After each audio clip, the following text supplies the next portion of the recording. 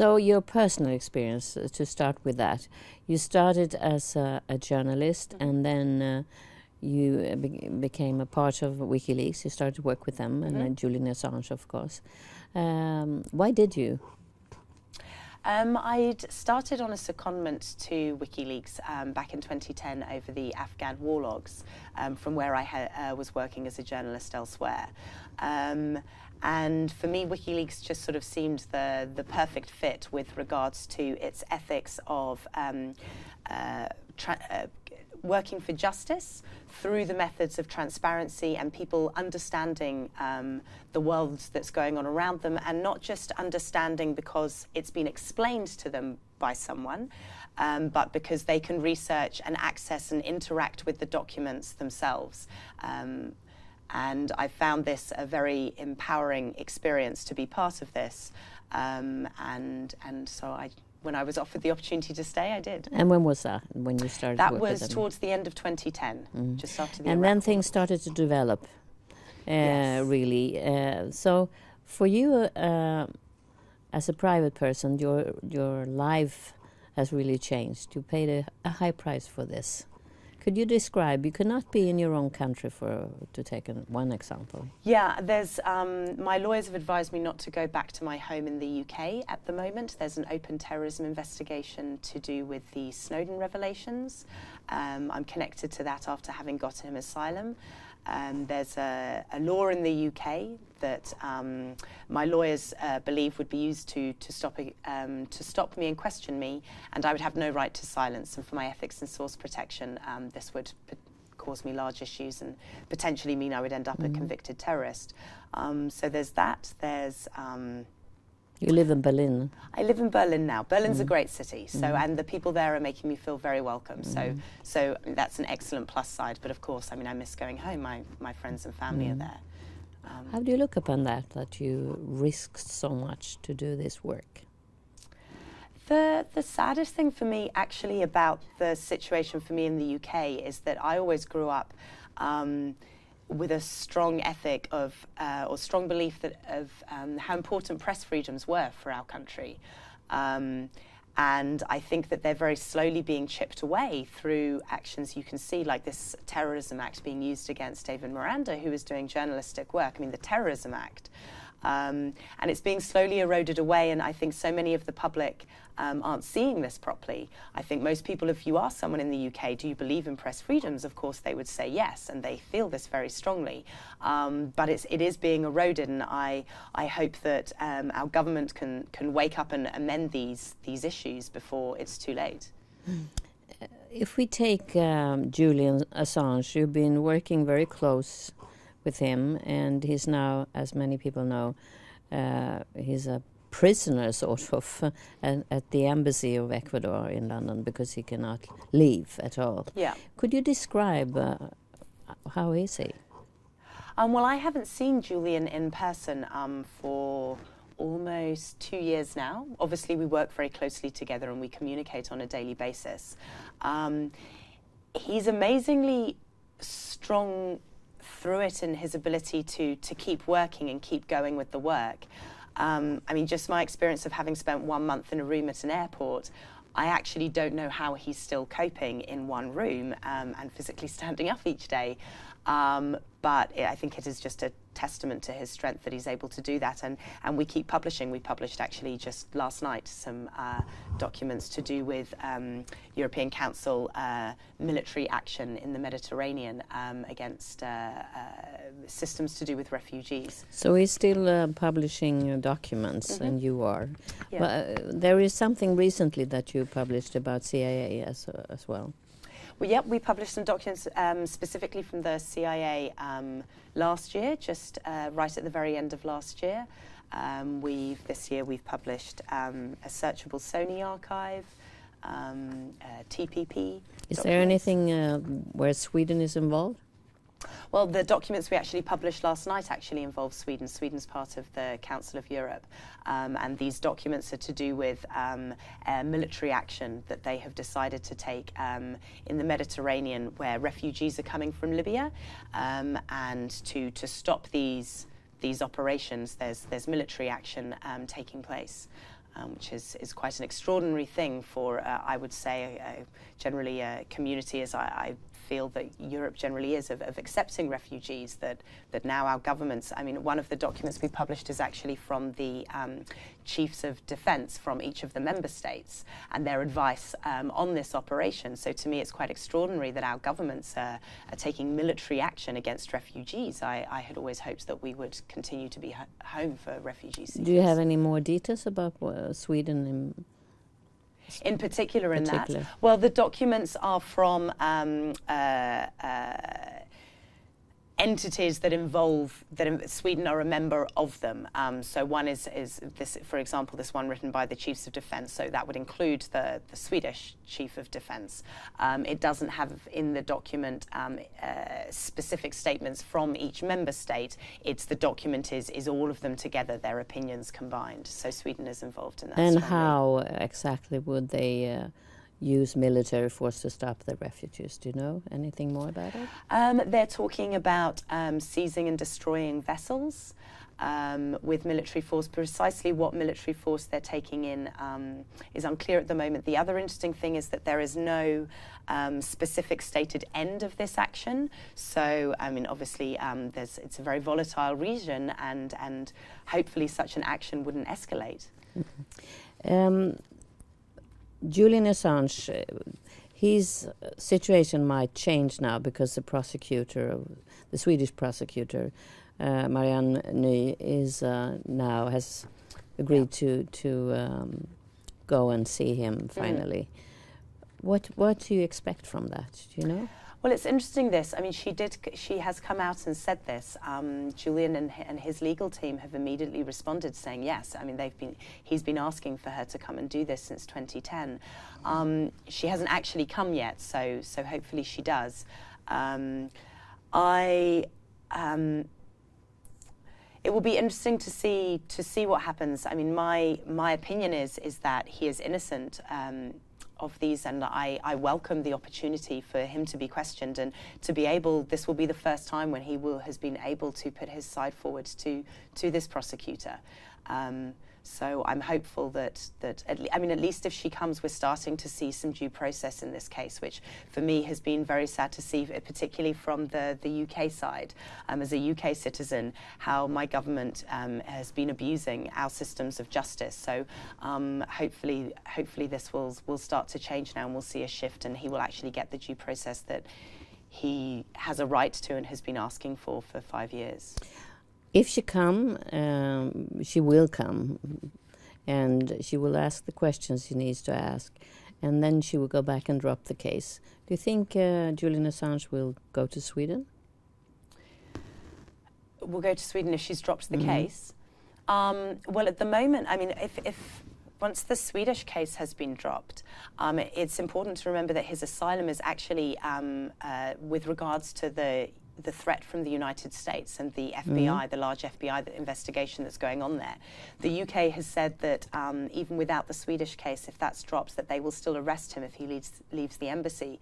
So even so, aside from the Swedish case, he's still in a very difficult position where he has asylum in an embassy, and the UK, regardless of anything else, has stated it will continue to block his right there.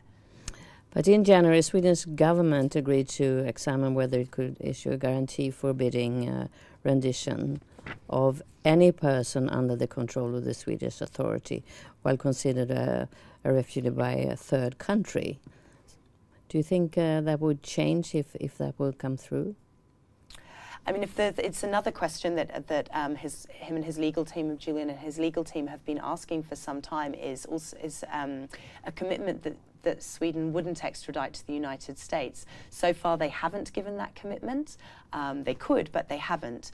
I would welcome any change that would show that he would be protected from any country from the United States. But it is scheduled to issue a decision by the 15th of June.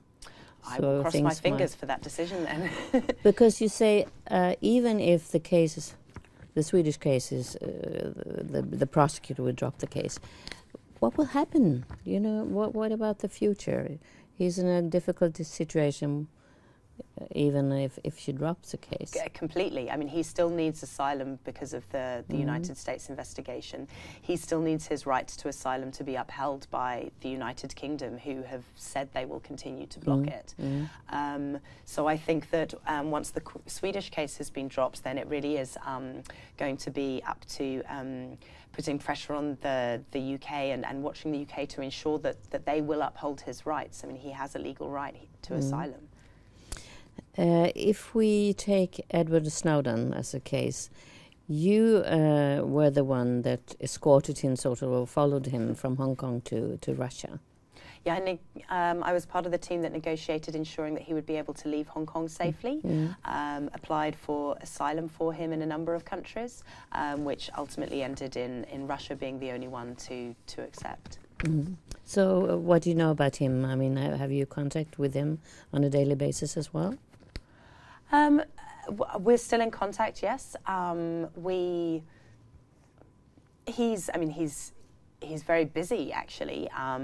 He's working really hard to be part of the debate, and also the debate that he started about surveillance, also trying to look and explain possible ways forward with experts.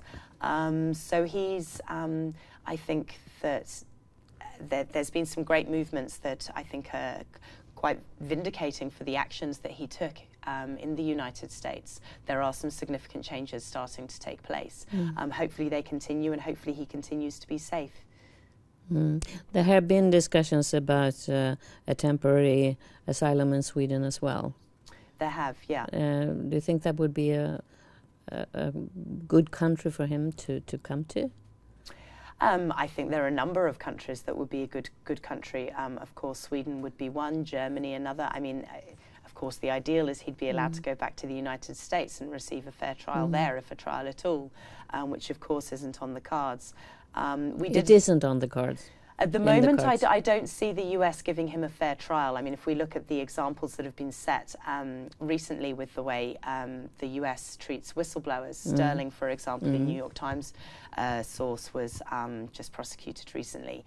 The Manning case was full of abuses. So I think Snowden wouldn't be able to hold a public interest defense at all. He wouldn't be able to explain that actually the good that was done by the alleged crimes he committed actually was so necessary. Like, if you swerve and drive on the wrong side of the road so that you avoid the old lady that's crossing it, you're not convicted for driving on the wrong side of the road. There's a public interest defense, and he wouldn't even have the option of raising this. So the United States at the moment, I don't think is on the cards for him.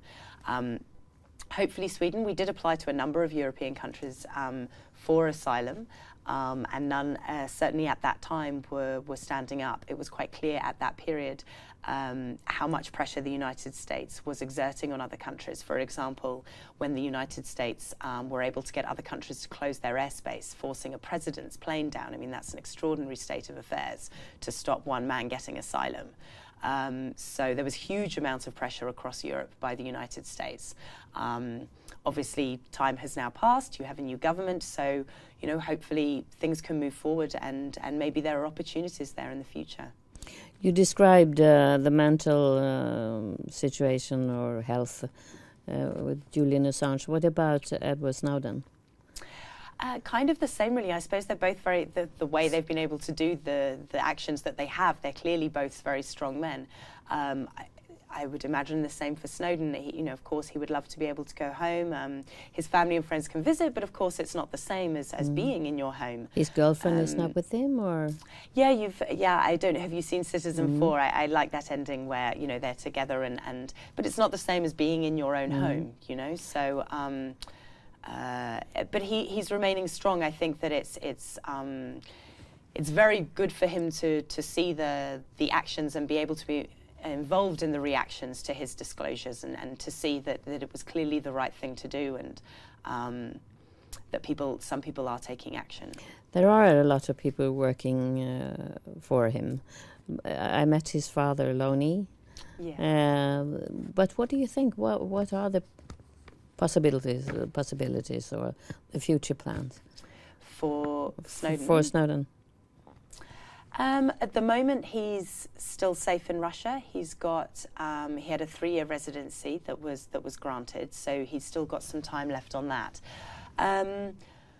I mean, it's probably a question for his legal team, but I would hope that together, his legal team, us running his public support network, etc., we can keep the pressure on, the campaigning, the legal options open, and then hopefully as time goes past, he can maybe make some other asylum applications. The other interesting possibility for him is also being able to get just safe passage to go and testify in, for example, the inquiry in Germany. There's a large call for him to testify there as an expert. He's clearly the best experts to be helping them, but the Germans so far have not been able to guarantee safe passage. So I think that would also be quite a good thing and a correct thing, way forward, to at least allow him safe passage to go and engage in these sorts of governmental accountability debates that basically began because of him. You traveled with him and you got to know him probably. Could you describe his character? You say that he's a strong personality. He's a strong personality, but he's quite quiet with it. And he's quite considered and quite careful about the decisions that he makes. I think this is how he was, another way in which he was able to do what he did. And I think that certainly in the time that I spent with him, he had expected to end up in prison. So I think it was he had expected that. He had expected, yeah, and he has said this in sort of several interviews. I think he did in even that Guardian one at the time, that he just assumed, I mean, how can you do that and not end up like Manning? So I think that it was a bit of a pleasant surprise almost that he was able to start to do interviews and be an expert in these debates and engage in it in that way, and it wasn't just did an act of whistleblowing and that was it, and then his life was over. So it was very nice to be with him as he was able to start experiencing that. But he has no regrets. He's determined to do this, to continue. Is that your picture? That is my impression, yes. That is your impression. Yeah. What is so typical with these whistleblowers? What would you say? Maybe you are one yourself. To risk so much and to put your private person aside for the cause. I mean, it's I think trying to define and lump all whistleblowers together is not necessarily the correct thing to do. I mean, clearly these all of these people have quite a large ethical basis to be able to say, no, I will not put up with seeing this taking place. I mean, interestingly, most whistleblowers that come forward or that we know about have come from good jobs, nice situations. I mean, it takes a lot. It's not just, oh, and everything's bad anyway, so I may as well. I mean, they've really taken a large step. An interesting phenomenon I think that we can see with a lot of whistleblowers and journalistic sources recently is that they often come from the tech side, so they're system admins, etc. And I think that this is for two reasons. One, they have access to a lot of documents, so they actually see the inner workings of a company and these flows of information, and they have an ability, and generally their mindset will be to understand systems, so they actually have an ability to see the corruption in this large way. Often with large organizations, if you're just seeing your little bit, you don't understand that memo actually results in this action, etc. So you can't always see the full flow of information. But I think also that they're often young people that have grown up on the internet. They've been connected to this technical community, and this this community has a great sense of the concept of freedom of information and everybody being equal. Everybody on the internet is equal. It doesn't matter if you're in Thailand or Sweden or the UK. We all have internet access, and we can share as long as there isn't censorship, etc., we can share our ideas freely. And so I think that when a lot of these people, they've grown up with that as an integral part of them, and then they work in these organizations, which is kind of the antithesis to that. And I think it grinds too much. I don't think that there is any, I think that there has to be some connection like this when we look at Manning, Snowden, Jeremy Hammond, for example. There's a lot of people with this sort of background coming forward having seen abuses. But you can see that they have something in common, because it takes a lot of, I mean, courage to do it, to take that big step. Yes, and I think that it is interesting that all of these, if you, well, Snowden didn't, has not, at least not yet, had to go through a trial, but if you look at Manning and Hammond, for example, in their trials, Jeremy Hammond was the source for Stratfor emails. They both stood strong. Manning, for example, there was a lot of pressure in the Manning trial for her to break and to give up. Julian, basically, Manning's lawyer, David Coombs, for the trial has actually said that he felt like he had two defendants in that trial because of the way the prosecution was running it. There was the one in the courtroom, Manning, and there was the one out of the courtroom, Assange. And I can imagine that many people that weren't as courageous would just give up and say anything. I mean, well, after you've been tortured and you're facing lifetime imprisonment, you would say anything. But Manning didn't say a word. Hammond stayed strong. In fact, Hammond's closing statement was very courageous and standing against his ethics. So I think that, yeah, the courage is not just in the act, but can be seen in the ongoing processes of these people. So what is your own driving force? My own driving force. I came at this sort of work with a very large belief that if people understand what's happening, then they will be empowered to do something. And I have been spurred on by seeing reactions to our work and understanding that this is the case, this can be the case, and it just makes me continue to keep wanting to do more. We have seen many good reactions to our releases, and it's a very good feeling. Is it a rewarding feeling? It's a very rewarding feeling. So I suppose mainly selfish reasons, because it makes me feel good.